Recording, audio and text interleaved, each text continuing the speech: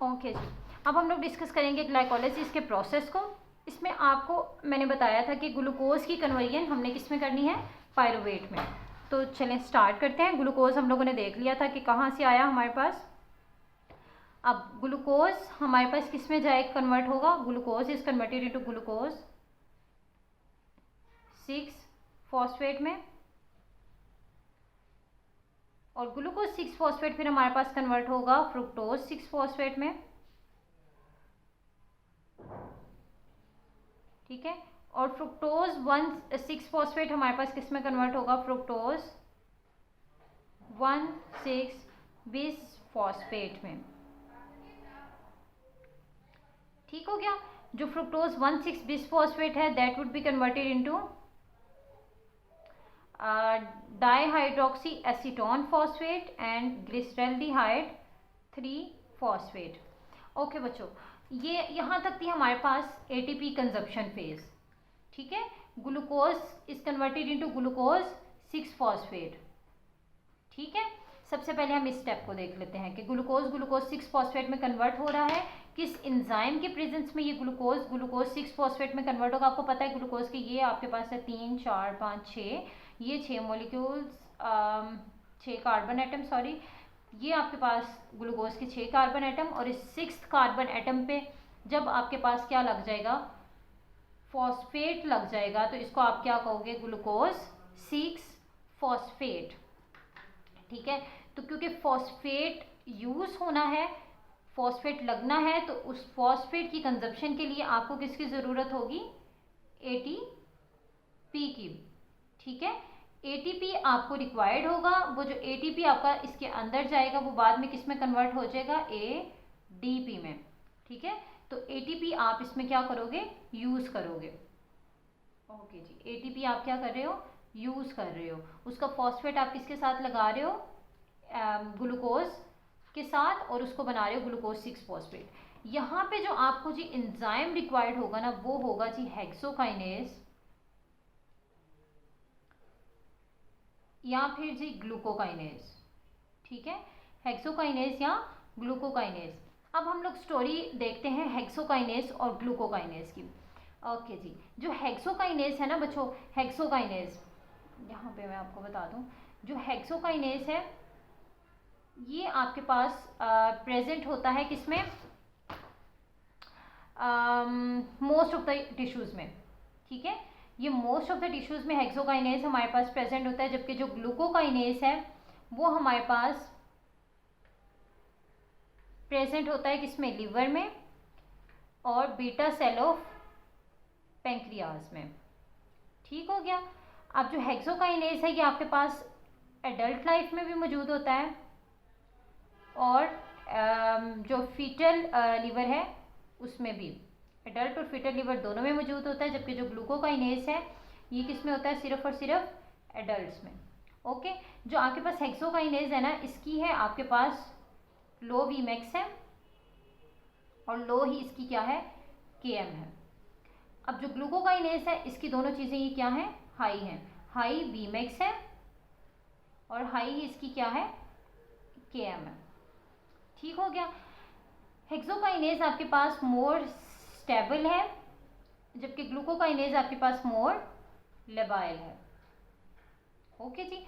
अब हेक्सोकाइनेज को आप इनहिबिट किससे कर सकते हो, ग्लूकोज 6-फॉस्फेट से।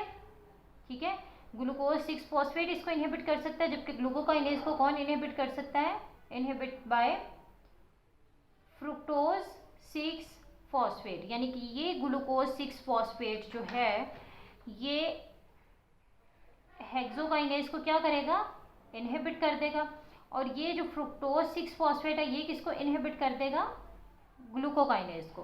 तो हम साथ ही साथ इनकी क्या देख रहे हैं, रेगुलेशंस भी। जो हेक्सोकाइनेज है उसको इनहिबिट करेगा हमारे पास ग्लूकोज 6-फॉस्फेट, और फ्रुक्टोज 6-फॉस्फेट किसको इनहिबिट करेगा, ग्लूकोकाइनेज को। और इन दोनों के लिए पॉजिटिव स्टिमुलेशन, यानी कि हमारे पास इन दोनों की एक्टिविटी को इनहेंस कौन करेगा, ग्लूकोज। ठीक हो गया जी, ग्लूकोज इन दोनों की एक्टिविटी को हमारे पास क्या करेगा, इनहेंस करेगा। अब जो ग्लूकोज 6-फॉस्फेट है ना, that is converting into fructose six phosphate. ठीक है।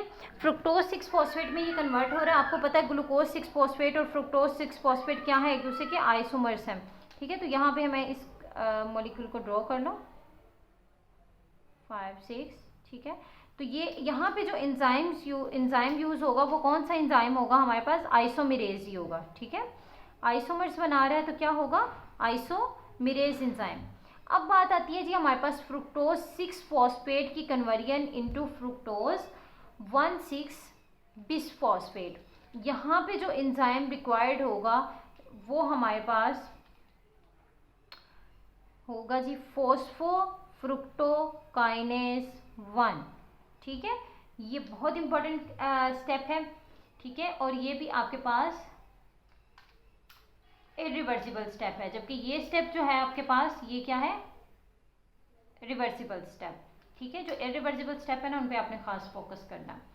अब जो फोस्फोफ्रुक्टोकाइनेज 1 है ये आपके पास, इसको पॉजिटिव स्टिमुलेशन कौन देगा, यानी कि इसकी एक्टिविटी को इनहेंस कौन करेगा, आपके पास फ्रुक्टोज 2,6 बिसफॉस्फेट, ठीक है।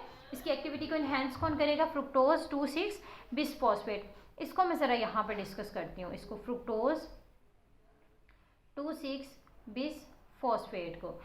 ओके जी, ये जो आपके पास एंजाइम है ना फ्रुक्टोज 2,6 बिसफॉस्फेट एंजाइम, इसमें आपके पास ना 2 पार्ट होते हैं। एक तो ये प्यारा सा इसका फीमेल पार्ट, ठीक है, और एक इसका रूट सा मेल पार्ट,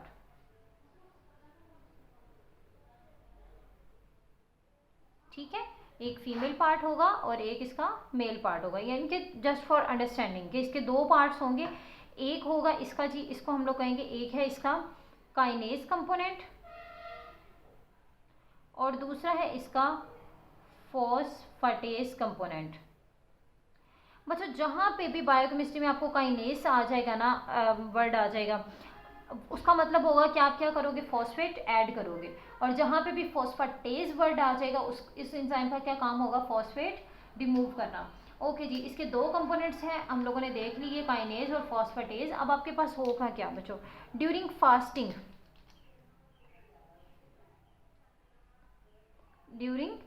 फास्टिंग आपके पास क्या होगा, फास्टिंग में आपको पता है ग्लूकोज ख़त्म हो जाएगा। जब ग्लूकोज ख़त्म है तो उसको हम लोग क्या कहेंगे, जब ग्लूकोज चला जाएगा उसको हम लोग कहेंगे, तब उस वक्त हमारे पास क्या रिलीज होगा, ग्लूकागोन। ग्लूकागोन मतलब ग्लूकोज गोन।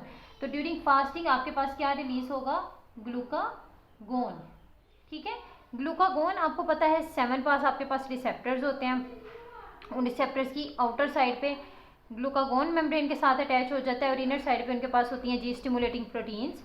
जब ये जी स्टिमुलेटिंग प्रोटीन्स एक्टिवेट होती हैं तो ये किसको एक्टिवेट करती हैं, हमारे पास एडिनाइल साइक्लेज को, ठीक है। जब एडिनाइल साइक्लेज एक्टिवेट होता है आपको पता है इसका क्या काम होता है, ये कन्वर्ट करता है एटीपी को साइक्लिक एएमपी में।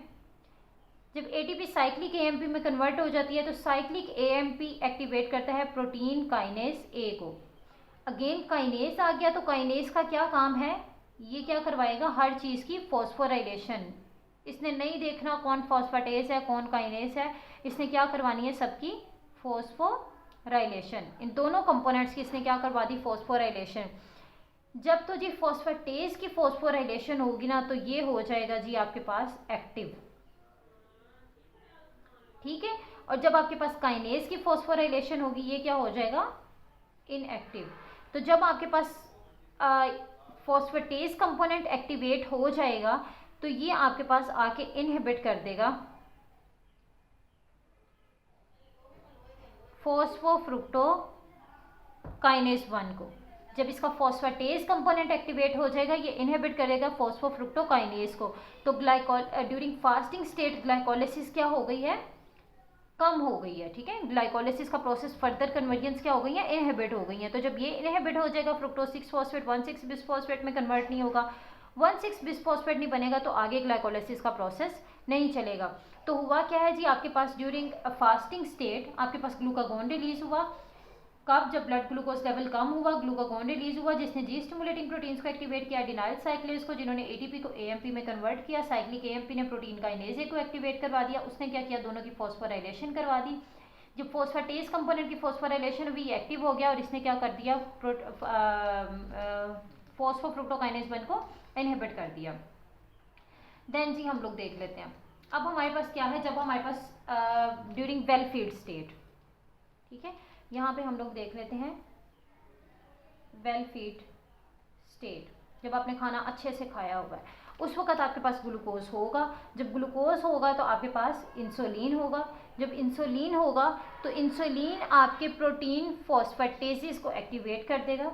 किसको एक्टिवेट करेगा? प्रोटीन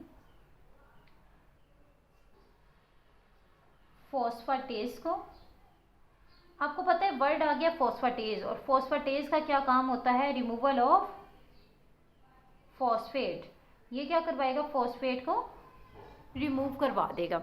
जब ये फॉस्फेट को रिमूव करवाएगा तो ये इसका फॉस्फेट भी रिमूव करवा देगा, इसमें से भी फॉस्फेट निकाल देगा, और इस पे भी एक्ट करके इसमें से भी फॉस्फेट क्या करवा देगा? रिमूव करवा देगा। जब इसका फॉस्फेट रिमूव हो जाएगा, फॉस्फेट ऐड होने से ये हुआ था एक्टिव, फॉस्फेट रिमूव होने से ये क्या हो जाएगा जी? ये वाला कंपोनेंट इसका क्या हो जाएगा? इनएक्टिव, ठीक है। और ये वाला कंपोनेंट फॉस्फेट रिमूव होने से क्या हो जाएगा? एक्टिव। जब ये कंपोनेंट एक्टिव हो जाएगा तो एक्टिव कंपोनेंट फॉस्फोफ्रुक्टोकाइनेज 1 पे जाके एक्ट करेगा और उसको क्या करवा देगा? एक्टिवेट करवा देगा, ठीक है जी। जब इसका काइनेज कंपोनेंट एक्टिव होगा तो वो फॉस्फोफ्रुक्टोकाइनेज 1 को एक्टिव करवाएगा। जब इसका फॉस्फेटेज कंपोनेंट होगा तो ये फॉस्फोफ्रुक्टोकाइनेज 1 को इनहिबिट करवाएगा, ठीक है। तो फ्रुक्टोज 2,6 बिसफॉस्फेट जो है उसका काइनेज कंपोनेंट एक्टिवेशन करवा रहा है, और जो उसका फॉस्फेटेज कंपोनेंट है वो एक्टिव होके क्या करवा रहा है? इनहिबिशन करवा रहा है। ओके जी, ये हम लोगों ने देख लिया। जब एक्टिवेशन होगी तो आपको पता है ग्लाइकोलाइसिस का प्रोसेस फर्दर प्रोसीड करेगा, और जब इनएक्टिवेशन होगी तो ग्लाइकोलाइसिस का प्रोसेस रुक जाएगा। जबकि जो आपके पास यहाँ पे रिवर्सल में जाना है ग्लूकोनियोजेनेसिस का प्रोसेस, जिसमें आपने ग्लूकोज बनाना है, वो क्या हो जाएगा? एक्टिवेट हो जाएगा। तो ये कंपोनेंट जो इसको इनहिबिट कर रहा है वो इसको क्या करेगा? एक्टिव करेगा, और जो इसको एक्टिव कर रहा है वो इसको क्या करेगा? इनहिबिट करेगा, ठीक हो गया। यानी कि फॉरवर्ड प्रोसेस को जो चीज़ एक्टिव कर रही है, फॉरवर्ड प्रोसेस को एक्टिवेट कौन कर रहा था? हमारे पास काइनेज कंपोनेंट। तो काइनेज कंपोनेंट फॉरवर्ड प्रोसेस को एक्टिवेट करवा देगा, रिवर्स प्रोसेस को इनहिबिट करवा देगा, ताकि ग्लाइकोलाइसिस ही हो, ग्लूकोनियोजेनेसिस नहीं हो। Okay sir. देन हमारे पास आ जाता है फ्रुक्टोज 1,6 बिसफॉस्फेट की कन्वर्जन डाईहाइड्रोक्सी एसीटोन फॉस्फेट और ग्लिसरॉल्डिहाइड 3 फॉस्फेट में। अगेन ये भी हमारे पास क्या है? रिवर्सिबल स्टेप है। यहाँ पे जो एंजाइम यूज होगा वो कौन सा होगा? एल्डोलेज, ठीक है। एल्डोलेज यहाँ पे यूज होगा। फिर हमारे पास डाईहाइड्रोक्सी एसीटोन फॉस्फेट की ग्लिसरॉल्डिहाइड 3 फॉस्फेट में कन्वर्जन। यहाँ पे भी हमारे पास जो है वो आइसोमेरेजिस ही यूज होंगे, ठीक है। दोनों एक दूसरे में इंटर कन्वर्टेबल है, आइसोमेरेजिस यूज होंगे, ठीक है जी। थर्ड फॉस्फेट पे क्या लगा हुआ है? थर्ड कार्बन पे आपके पास फॉस्फेट, ठीक हो गया जी। ओके जी। अब आपके पास क्या होगा जी? ग्लिसरॉल्डिहाइड 3 फॉस्फेट आपके पास किस में कन्वर्ट होगा? ये आपके पास किस में कन्वर्ट होगा? 1,3 बिसफॉस्फोग्लाइसरेट में। 1,3 बिसफॉस्फोग्लाइसरेट, 1,3 से क्या मुराद है? बिसफॉस्फोग्लाइसरेट। आपके पास 3 कार्बन कंपाउंड है, उसकी कार्बन 3 पे तो आपके पास ऑलरेडी फॉस्फेट लगा हुआ था। अब क्या होगा? कार्बन 1 पे भी आप लगा दो फॉस्फेट, तो कार्बन 1 पे भी और 3 पे भी। अच्छा बच्चों, डाई और बिस में क्या फ़र्क होता है? जो डाई होता है ना, ये देखें, सपोज ये है, डाई से मुराद होता है एक ही कार्बन के ऊपर आपके पास 2 फॉस्फेट लगे हों, ठीक है। और बिस से क्या मुराद होता है? एक ही मॉलिक्यूल के 2 चीज़ों के ऊपर, 2 कार्बन के ऊपर आपके पास फॉस्फेट लगा हो। तो ये 2 पे लगा है तो इसको हम लोग क्या कहेंगे? 1,3 बिसफॉस्फोग्लाइसरेट, ठीक है। 1,3 बिसफॉस्फोग्लाइसरेट उसके बाद आपके पास किस में कन्वर्ट होगा? ग्लिसरॉल्डिहाइड 3 फॉस्फोग्लाइसरेट में, ठीक है जी। ये किस में कन्वर्ट हो गया? 3 फॉस्फोग्लाइसरेट में। अब हम लोग देख लेते हैं एंजाइम की रिक्वायरमेंट। ग्लिसरॉल्डिहाइड 3 फॉस्फेट 1,3 बिसफॉस्फोग्लाइसरेट में जा रहा है, तो यहाँ पे आपको पास जो एंजाइम रिक्वायर्ड होगा वो कौन सा होगा जी? G3P dehydrogenase. Glyceraldehyde 3 phosphate dehydrogenase. अब हम लोग देखते हैं इस एंजाइम को, इसको भी मैं यहाँ पे हाईलाइट कर लूँ।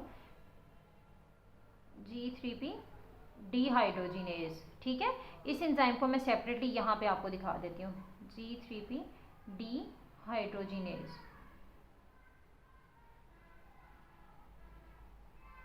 ओके बच्चों, इस एंजाइम को आप देखो, इसकी है आपके पास 3 पॉकेट्स। ठीक है, इसकी एक पॉकेट में तो आपके पास आके क्या लगेगा, G3P लगेगा। एक पॉकेट में क्या लगेगा, G3P। एक पॉकेट में इस पे क्या लगेगा, NAD। और एक पॉकेट पे क्या लगेगा, इनऑर्गेनिक फॉस्फेट। क्योंकि जब ये इनऑर्गेनिक फॉस्फेट देगा तो आपके पास किसकी कन्वर्जन किस में हो जाएगी, ADP की कन्वर्जन फॉस्फेट लेके किस में हो जाएगी, ATP में। सॉरी मैं यहाँ पे भूल गई, यहाँ पे भी आपने 6 फॉस्फेट को 1,6 बिस फॉस्फेट 2 फॉस्फेट दिए, तो जब आप 2 फॉस्फेट दोगे तो ATP क्या होगी, यूज होगी। ठीक है, तो यहाँ पे भी ATP यूज हुई। अब देखिए आप फॉस्फेट क्या कर रहे हो, G3P को 1,3-BPG में कन्वर्ट करने के लिए आप क्या कर रहे हो, ATP बना रहे हो। ठीक है, तो जब आपके पास